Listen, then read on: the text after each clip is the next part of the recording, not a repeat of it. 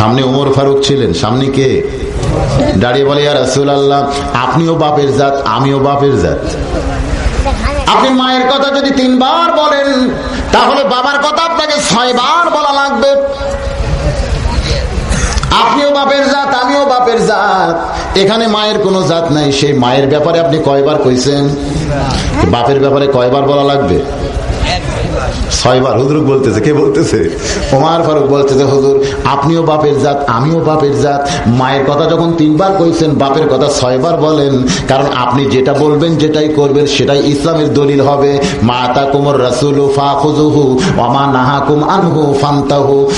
আল্লাহ নবী বলেন, ওমর বাবা আনন্দে মাতিয়া সাগরে ভাসাইয়া, আনন্দে মাতিয়া সাগরে ভাসাইয়া, সেই যে চইলা যায় খবর লয় না। মাজন ধরিয়াই উদরে কতই যতন করে, 10 মাস পরে পায় প্রসবের বেদনা। এমন দরদি ভাবে কেউ হবে না আমার মা গো। ওয়াসাইনাল ইনসানা বিওয়ালিদাইহি ইহসানান হামালাতুহু উম্মুহু কুরহা। জোরে বলেন সুবহানাল্লাহ। দয়া বেশি কার? সবাই বলতেছেন, এই সাইড থেকে একজনও কয়নি। জোরে বলেন, দয়া বেশি কার? বাবার দয়া আছে, তবে মায়ের মতো এত দয়া না। বাবার দয়া মাঝে মধ্যে সব সময় হয় না। দেখবেন মাঝে মধ্যেই বাবা দয়া করে। ছেলে যখন মার কাছে আইসক্রিম খাবার চাইছে, মা 1 টাকা দেয় নাই, কারণ মা যেন আইসক্রিম খাইলে ছেলের সর্দি গরমি হবে, ছেলের অসুখ বিসুখ হতে পারে। মার অনেক দয়া, এই কারণে কয় টাকা দেয় নাই। ছেলে মাটিতে গড়াগড়ি দিয়ে কাঁদতেছে, এমন সময় বাপ আইসা রেখে, আমার ছেলে কান্দে কান্দে, আমার কলিজা টুকরা কান্দে কান্দে। মা বলতেছে আইসক্রিম খাবে, আমি টাকা দিইনি তাই কাঁদতেছে। পকেট থেকে 500 টাকার কর করা নোট বার করছে, যা একটা না গোটাল বাক্স কিনা খাজা। বেশি আইসক্রিম খাইয়া, একটু কথার দিকে খেয়াল করেন, বেশি আইসক্রিম খাইয়া ছেলের নাক দিয়ে যখন ভেড় ভেড়ি বের হবে, তখন বলেন তো কষ্ট কার, বাপের না মায়ের? জোরে বলেন কার? এই জন্য দেখবেন বাবার দয়া মাঝে মধ্যে, আর মায়ের দয়া সব সময়। জোরে বলেন সুবহানাল্লাহ। বাবার দয়া, আমার কথার দিকে আপনারা কি ওয়াজ কি শেষ করবো নাকি আমি? বাবার দয়া মাঝে মধ্যে, আর মায়ের দয়া সব সময়।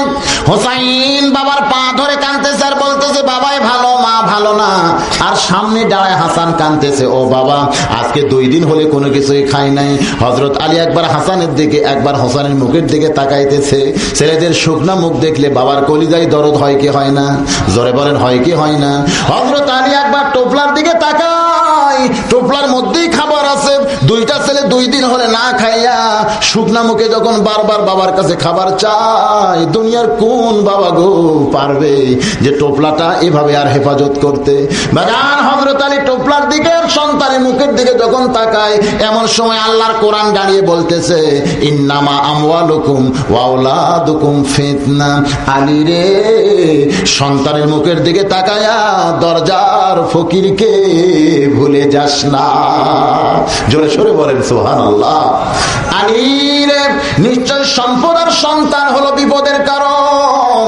সন্তানের মুখের দিকে তাকায়া, শুকনা মুখের দিকে তাকায়া দরজার ফকিরকে ভুলে যাস না। হযরত আলীর কাছে সন্তান বড় না কোরআন বড়? জোরে বলেন, সন্তান বড় না কোরআন বড়? আপনাদের কাছে কি বড়?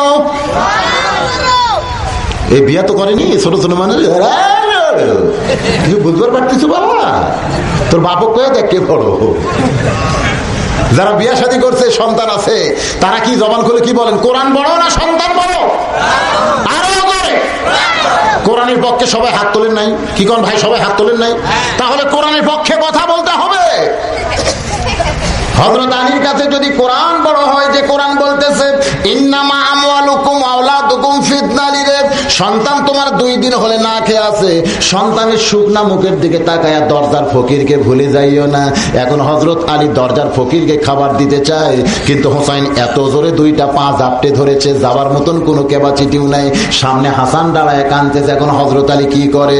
আল্লাহর কোরআন সন্তানকে সম্মান দিয়া জোর করে যখন দরজার ফকিরের দিকে যাবার চাই, কাঁকড়া বোঝেন, কাঁকড়ার মতন হোসাইন যখন পা কামড়ে ধরেছে, যাওয়ার বুদ্ধি নাই। কিতাবের মধ্যে আছে হযরত আলী হ্যাঁচকা টান মারছে, কারণ সন্তানকে পায়ের বাঁধন খুলতে হবে। হ্যাঁচকা টান মাইরা মাটিতে যখন আসাল মারার মতন করে রাখছে, সামনে ছিল হাসান, মারছে দৌড়, কারণ চিন্তা করতেছে হোসাইনকে আমার বাবা যে হারে আসাল মারছে, আমার সামনে পেলে যদি চল মারে তাহলে তো আমি বাঁচবই না।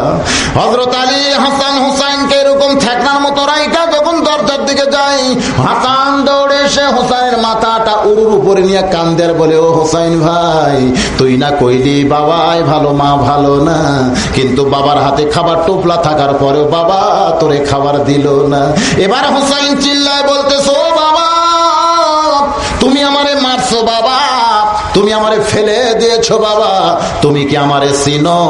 জোরে বলেন সুবহানাল্লাহ। একটু খেয়াল করতে হবে ভাই, কারণ মুহররম মাস এখনো শেষ হয় নাই। কি কোন শেষ হয়েছে? এখনো শেষ হয় নাই। আজকের রাতটা গেলেই হয়তো আগামীকাল মুহররম রাতটা শেষ হয়ে যাবে। একটু খেয়াল করে শুনতে হবে। হোসাইন এভাবে আঙ্গুল তুলে বলতেছো, বাবা তুমি আমারে মারছো, বাবা তুমি আমারে ফেলে দিয়েছো, বাবা তুমি কি আমারে চিনো? হযরত আলীর দুইটা হাত থরথর করে কাঁপতেছে, দুইটা পা থরথর করে কাঁপতেছে। আমি এখন আপনাদের কাছে জানতে চাই, হযরত আলী হোসাইনকে চিনে কি চিনে না? জোরে কোন, চিনে কি চিনে না? এরপরেও যখন হোসাইন বলেছে, ও বাবা তুমি আমাকে মারছো, বাবা তুমি আমাকে ফেলে দিয়েছো, বাবা তুমি কি আমার চিনো? হযরত আলীর সামনে তখন অনেক ঘটনা চলে আসতেছে। একদিন আল্লাহ নবী সাহাবীদেরকে ডাক দিয়ে বললেন, এই সাহাবীরা, আজকে মসজিদ নববীর ভিতরে আমার জীবনে অবাক করা একটা ঘটনা ঘটে গেল। অবাক করা একটা ঘটনা ঘটে গেল। সাহাবীরা বললেন, হুজুর কি সে ঘটনা, আমরা শুনতে চাই। আল্লাহর নবী বললেন, তাহলে শোনো। আমি যখন মসজিদ নববীর মধ্যে বসা ছিলাম, এমন সময় দেখি ফেরেশতা জিবরাইল দাহিয়াতুল কালবি সাহাবীর চেহারায় আমার কাছে কোরআন নিয়ে আইছে। কোরআন নাযিল ইতিহাস পড়ে দেখেন, ফেরেশতা জিবরাইল মাঝে মধ্যেই দাহিয়াতুল কালবি সাহাবীর চেহারায় কিন্তু নবীর কাছে কোরআন নিয়ে আসতো। আল্লাহর নবী বলেন, কোরআন দেওয়া নেওয়া যখন শেষ হয়েছে, আল্লাহর হুকুমে জিবরাইল আসে, আর কার হুকুমে যায়? জোরে বলেন, কার? আল্লাহর হুকুমে জিবরাইল আসে, কিন্তু আল্লাহর হুকুমে যায় না। লা ইলাহা ইল্লাল্লাহর হুকুমে জিবরাইল মুহাম্মদ রাসূলুল্লাহর কাছে আসে, আর মুহাম্মদ রাসূলুল্লাহর হুকুমে জিবরাইল লা ইলাহা ইল্লাল্লাহর কাছে যায়। হুকুম তাহলে কয়জনের লাগবে ভাই? জোরে বলেন, কয়জনের?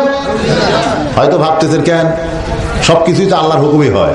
হ্যাঁ, সবকিছু আল্লাহর হুকুমে হয়, কিন্তু আল্লাহ সবকিছু করে না। আমি ওখানে বলেছিলাম, একবার মুসা নবী আল্লাহর প্রেমের সাগরে ডুব দিয়ে পাগল হয়ে আল্লাহরে বলছিল, আল্লাহ তুমি যদি মুসা হও আর আমি যদি আল্লাহ হই, তুমি আমার কাছে কি চাইবা কও? আল্লাহ কয়, এ মুসা কি বলতেছিস, তুই কোনোদিন আল্লাহ হতে পারবি না। মুসা বলতেছে, আল্লাহ তুমি কোনোদিন মুসা হতে পারবা না। তার মানে কি বোঝা গেল? আল্লাহ সবকিছু পারলেও হয় না। তোর এখন ঠিক কি না? আল্লাহর হুকুমে জিবরাইল আসে, আর নবীর হুকুমে জিবরাইল যায়।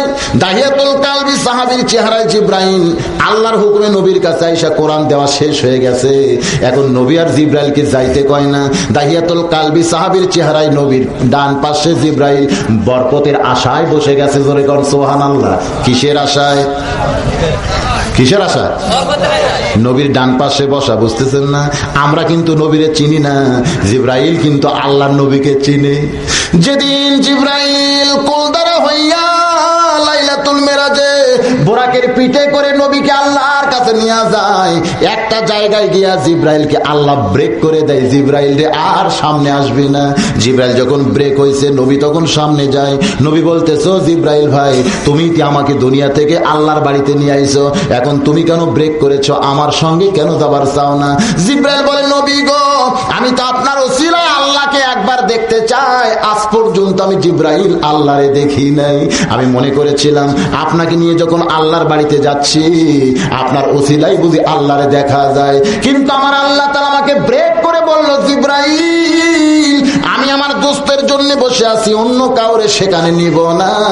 আল্লাহ নবী দুইজনে প্রেম করেছেন গোপনে, সাধারণ মানুষ কিন্তু বুঝিল না। জোরে বলেন ঠিক কিনা?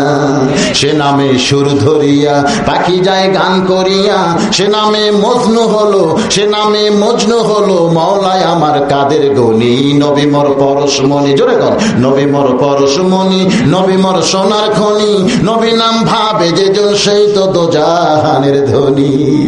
জিবরাইল বলতেছে ইয়া রাসূলুল্লাহ, এখান থেকে আপনাকে একলাই যাওয়া লাগবে। যাওয়ার সময় আল্লাহর বাড়িতে যখন ঢুকবেন তখন ওই জমজমের কূপের পানি দিয়ে ওযু করার সময় যে জুতা পাওয়া দিছে ওই জুতা পায়ে যেন ঢোকেন না। আল্লাহ নবী বলতেছে জিবরাইল ভাই অত কিছু বলা লাগবে না, আমিও বুঝি। সুবহানাল্লাহ বলেন। আল্লাহ নবী কি বোঝে না, কিন্তু জিবরাইল মনে করতেছে আমি নবীরে বুঝাই। আল্লাহ নবী নিজেই বলেছেন ইন্নী বুইসতু মুআল্লিমান লিউতাম্মিমা মাকারিমাল আখলাক। আল্লাহ আমাকে শিক্ষক করে দুনিয়াতে পাঠাইছেন। দুনিয়ার কারো কাছ থেকে আমার শিক্ষা নেওয়ার দরকার নাই, বরং আমার শিক্ষালয়ে যারা ভর্তি হয়েছিল তারা সবাই গোল্ডেন A+ পাইছে। জোরে কোন সুবহানাল্লাহ। নবী আমার পায়ের জুতা যখন খুলতে চাই আল্লাহ ডাক দেয় বলে হাবিবুল্লাহ পায়ের জুতা খুলবেন না, আমার আরশে আজিম দামি হতে পারে তবে আপনার জুতার চাইতে দামি না। জোরে সরে বলেন না সুবহানাল্লাহ। জিবরাইল সেই দিন আমার নবীকে চিনেছে। আরে নবীর কত দাম, যেখানে আমি জিবরাইল যাবার পারি না সেখানে নবী আমার কি পাও দেওয়া যায়, জুতা পায়ে যায়। এই জন্য দাহিয়াতুল কালবি সাহাবীর চেহারায় নবীর ডান পাশে যখন জিবরাইল বসে যায় এমন সময় ছোট্ট হোসাইন মসজিদ নববীর মধ্যে ঢুকেই বলতেছে ও নানু ভাই আমি কিন্তু আজকে তোমার কাছে যাব না। নবী আমার চমকে উঠে বলতেছে কেন ভাই? বলে মার কাছে খাবার চাইছিলাম, মা বলে খাওয়া নাই। আমি বললাম তাহলে নানার কাছে যাই। আমার মা কেঁদে কেঁদে বলেছে বাবা তোমার নানার কাছে যাইও না, তোমার নানা ক্ষুধার জ্বালায় পেটে পাথর বেঁধে বসে আছে, এখন খাবার চাইলে তোমার নানা বড় কষ্ট পায়। ও নানু ভাই তোমার কাছে যাব না, কিন্তু তোমার পাশে তোমার যে সাহাবী বসে আছে এই বেটারে আমি ছাড়বো না। ওইটা সাহাবী না জিবরাইল? হোসাইন দাহিয়াতুল কালবি বিশ্বাস করে এক দৌড়ে এসে কোলের মধ্যে বসে দাড়ির মধ্যে দুইখানা হাত ঢুকায় বলতেছে ও নানার সাহাবী আমি মাঝে মধ্যেই তোমারে দেখি তুমি যেন গুদুর গুদুর করে কি আমার নানারে কও, তারপরে নানা ইশারা করলি তুমি ফসকান দাও, কিন্তু আজকে যখন তুমি বসে আছো নানার কাছে আমারে খাবার না দিলে কিন্তু তোমারে আমি ছাড়বো না। নবী আমার চমকে উঠছে, কারণ হোসাইন যার কাছে খাবার চাই সে কেডা? জোরে বলেন কে? কিন্তু হোসাইন দাহিয়াতুল কালবি বিশ্বাস করে বারবার যখন খাবার চায়। আপনারা বলেন ফেরেশতা কি খায়? কোন খাওয়ার কিছু কি ফেরেশতাদের কাছে আছে? কিন্তু হোসাইন যখন বারবার খাবার চায় এবার জিবরাইল খালি ওসমস ওসমস করতে যে কি বিপদে পড়লাম, ফজিলতের আশায় বসেছি কিন্তু কি বিপদে পড়লাম। আল মাসিবাতু মির রাহমাতিল্লাহ। আল্লাহর নবী বলেন বিপদ আপদ মুসিবত সবই কিন্তু আল্লাহর রহমত। জোরে বলে সবই কি? জিবরাইল খানে ওসমস করতেছে কি বিপদে পড়লাম রে। আল্লাহ নবী এলকা করলেন, আমার দিকে খেয়াল করেন, এলকা মানে ইশারা। জোরে কোন এলকা মানে কি? নবী ইশারা করে বললেন জিবরাইল যে তোমার কোলের মধ্যে বসেছে তারে তুমি চিনো? জিবরাইল বলতেছে ইয়া রাসূলুল্লাহ তা আপনার এটা মানে কি পুচকাটা এই ছোট হোসাইন না? খালি হোসাইন চিনলে হবে না, এর যে কত দাম তা কি তুমি জানো? ইশারার দ্বারা নবী বলতেছে জিবরাইল তোমার কোলের মধ্যে যে বসেছে তার কি দাম, কত দাম তুমি কি তা জানো? জিবরাইল ইশারা করে বলে ইয়া রাসূলুল্লাহ আমি তো দাম জানি না। আল্লাহর নবী বললেন তাহলে তুমি শোনো, একদিন আমি নবী ছিলাম নামাজের সেজদায়, কুত্তে কই হোসাইন দৌড়ে এসে আমার পিঠে চড়ে বলতেছে চল ঘোড়া চল, চল ঘোড়া চল। নবী আছে নামাজের সেজদায় কিন্তু হোসাইন পিঠে চড়ে বলতেছে চল ঘোড়া চল, চল ঘোড়া চল। আপনারা বলেন তো এটা আদবি না বেদবি? চরম বেয়াদবি। নবী আমার নামাজের সেজদায় ওই সময় নানার পিঠে চড়ে বলতেছে চল ঘোড়া চল, চল ঘোড়া চল। ভাইজান এটা চরম বেয়াদবি হলো। এই বেয়াদবিটা শিখাইছে কে? আল্লাহ শিখাইছে। এই বেয়াদবি কে শিখাইছে? যদি সিরাতে রাসূল আপনারা পড়েন তাহলে অ্যাস্ট্রেস হয়ে যাবেন। একদিন নবী আমার রাস্তা দিয়ে যাওয়ার সময় দেখতেছে হাসান দাঁড়ায় কাঁদতেছে আর হোসাইন মাটিতে গড়াগড়ি দিয়ে কাঁদতেছে। আল্লাহর নবী বলেন কেরে হাসান তুইও কান্দিস, হোসাইনও কান্দে, ব্যাপারটা কি? তবে তোর কান্দার একটা সাইজ আছে, হোসাইনের কান্নার তো কোনো সাইজ নাই। মানে একজন দাঁড়িয়ে কাঁদতেছে, কান্দার সাইজ আছে না নাই? কিন্তু হোসাইন মাটিতে গড়াগড়ি দিয়ে কাঁদতেছে, তুলে দিয়ে গোটা শরীর মাইকা যায়। কেন কাঁদতেছে? হাসান কান্দের বলে নানু ভাই কিছুক্ষণ আগে একজন ঘোড়ার পিঠে চড়ে যায়, তখন থেকে হোসাইন বায়না ধরেছে ঘোড়ার পিঠে চড়তে চায়, কিন্তু আমি হাসান এখন ঘোড়া পাবো কোথায়? নবী আমার দৌড়ে গিয়া হোসাইনকে বুকের মধ্যে নিয়ে হাসানের হাতটা ধরে বলে, কে রে হাসান, তুই কি বলতে পারিস না বাড়ির মধ্যে ঘোড়া আছে? হাসান কান্দের বলে নানু ভাই বাড়ির মধ্যে তো একটা ঘোড়াও নাই, আমি মিথ্যা কথা তার কেমনে কই? আল্লাহর নবী বলেন বাড়ির মধ্যেই তো ঘোড়া আছে, তুই কি জানিস না? হাসান বলে নানু ভাই বাড়ির মধ্যে তো কোনো ঘোড়া নাই। নবী বলতেছেন তাহলে চ বাড়িতে যাই। এবার বাড়িতে যাই নবী আমার নিজেই দরজা বন্ধ করে দেয়। হাসান বলে নানু ভাই আপনি কেন দরজা বন্ধ করতেছেন জানতে চাই। নবী বলতেছেন পাগলা ঘোড়া দরজা খোলা পাইলে যদি বাহির হইয়া দৌড় দেয়। হাসান চমকে উঠেছে, যে বাড়িতে কোনো ঘোড়াই নাই সেই বাড়িতে পাগলা ঘোড়া দরজা খোলা পাইলে কেমনে দৌড় দেয়? হাসান যখন কান্দে নবী বলে, রে হাসান কান্দিস না, এই দরজা যদি খোলা থাকে তাহলে রাস্তা দিয়ে যাওয়ার সময় কোনো সাহাবী যদি দেখতে পায় তাহলে কলিজা ফেটে মারা যাবে রে হাসান, এই জন্যই দরজা বন্ধ করে নবী আমার হামাগুড়ি দিয়া ঘোড়া হয়েছে। জোরে কোন সুবহানাল্লাহ। নবী আমার হামাগুড়ি দিয়ে ঘোড়া হয়েছে। ও হোসেন ভাই ঘোড়ার পিঠে চড়তে চাস? আয় আয়, আমি ঘোড়া হয়েছে, আয় তুই আমার পিঠে চড়। নবী আমার ঘোড়ার মতন টকবক টকবক শব্দ করে। হোসাইন ছোট্ট মানুষ দৌড়ে এসে নানার পিঠে লাফ দিয়ে চড়ে। নবী আমার তাকায় দেখে হাসান দাঁড়িয়ে পাগলের মতন কাঁদতেছে। নবী বলতেছে হাসান রে এই ঘোড়া যদি তোর পছন্দ হয় তাহলে ঘোড়ার পিঠে চড়, আর ঘোড়া যদি তোর পছন্দ না হয় তাহলে দাঁড়িয়ে কান। এমন কথা আল্লাহর নবী বলেছেন, না চললেও নানাকে পছন্দ করা হয় না। এখন হাসান কি করবে? বিপদে পড়ে মন চায় না, তারপরেও নানার পিঠে যখন চড়ছে। এবার হোসেন বলতেছে, ও হাসান ভাই এত সুন্দর ঘোড়া পাইছি কিন্তু ঘোড়ার মুখে লাগাম নাই।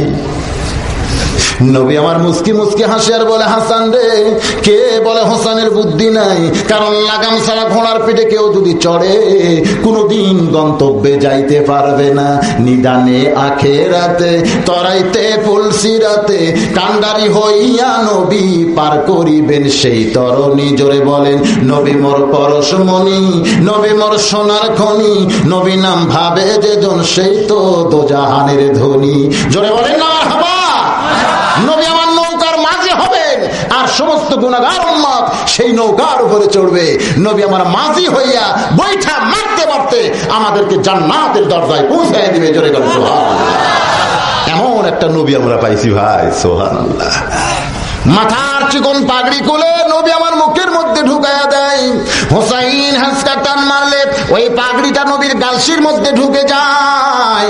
একটু দূরে ছিল মা ফাতেমা, যারে সৃষ্টি না করলে আল্লাহ কুল কায়নাত সৃষ্টি করতো না।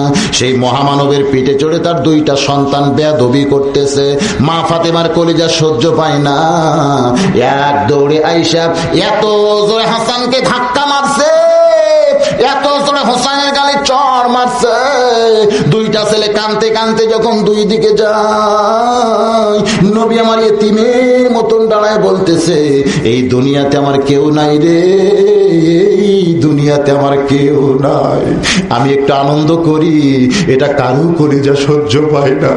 জন্মের আগে আমার বাবা মরছে রে, 6 বছর বয়স আমার মা মারা গেছে, এই দুনিয়াতে আমার আনন্দ কেউ চায় না রে। এমন করে নবী যখন কান্দে, ফাতেমা বলে, বাবা আপনি বহুদিন বলেছেন আমার মা আমিনা মরলে কি হবে, আমার মা ফাতেমা যখন জীবিত আছে আমার আর কোনো চিন্তা নাই, আমি সেই ফাতেমা আপনার সামনে এমন করে কেন কান্দেন? নবী বলে, তুই যদি আমার মা হইতিস তাহলে আমার পাঁজর তুই ভাঙ্গে দিতিস না, তুই যদি আমার মা হইতিস মা তাহলে আমার গালে তুই সর মারতি না। ফাতেমা কান্দার বলে, বাবা কখন আপনার পাঁজর ভাঙ্গে দিলাম, কখন আপনার গালে চড় মেরেছি? আল্লাহর নবী বলে, ফাতেমা রে তুই যখন হাসানকে ধাক্কা মারছিস মা, ওই আল্লাহর শপথ করে বলতেছি ওই ধাক্কা আমার পাঁজরে লাগছে।